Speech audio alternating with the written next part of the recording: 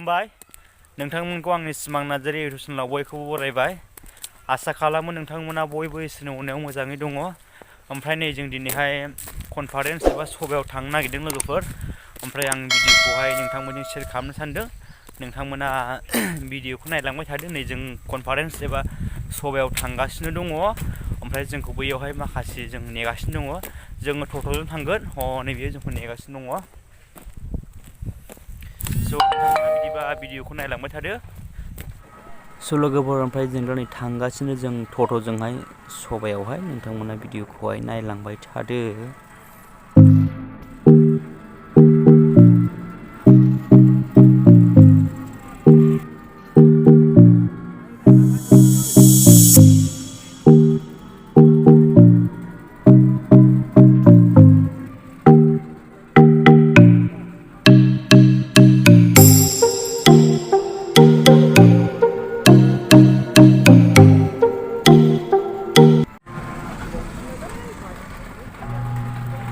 मटामबिल बाजार दिनैसो फैलायबाय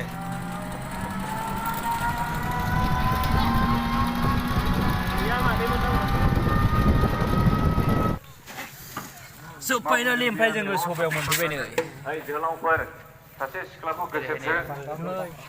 सिख्ला सासे सिख्लाखौ गोसोथो जेबो फासिया आरो नों मा गोसो जायो बेखौनो खालाम बेनो धोरोम पुनियाव बिथाङा मोनसे आश्रम बानायदों बेवहाय गोबां सेंग्रा सिख्लाखौल' एडमिसन होयो बोराय बुरिखौ लाया स' लोगोफोर ओमफ्राय नै दा जोङो सिङाव हाबलांगासिनो दङ नोंथांमोना नायदो ओरैहायनो मोजां मोननायनि मोजाङै था होननानै रजनीशआ बुंदों and that is philosophical teaching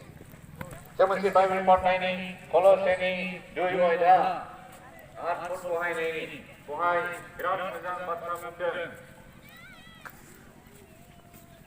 कल'सेनि 2 आयदा 8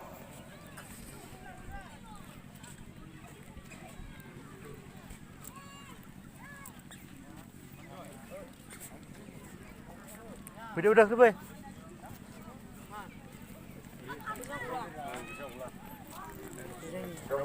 maaf bay जों दा जेबो गैया जुनारजों ओंखाम जा जुनारजों फिथाइ सामथाइ जा जुनारजों गेले दानिया सिंहआबो याव होनो जिबौआबो नोंनि आफादावनिखौ थब सौवो नायलाय माबायदि जाखो दाना because of sin due to committing sin इसोरा सावगोबावबाय सोरबा गोसो थोलायनायनि बे खामानिखौ मोजां मोनखाया गोसो थोलायनाया गाज्रिखा नागारलायलाबो जि दुखु जालायो खर्थ' फासि नांलायो मुलि लोङो दैयाव बारसोमो ट्रेनाव गोदना होयो मोजां मोनलायनाया खुसियानो बारला जायो कालारफुल रंगिना संगिना जायो बोरैबा बुलाबलायो धंस जायो बेबायदि बुहुमानो बेखौनो थाब लुबैयो जों जोहोलाव सिख्लाफ्रा नोंथांमोना I want this बिदिखौ दा खालामदै लोगो नांथारगौ लोगो खालामथारनो हास्थायनाय मोजां नङा मोनसे सल' आं खोन्थानि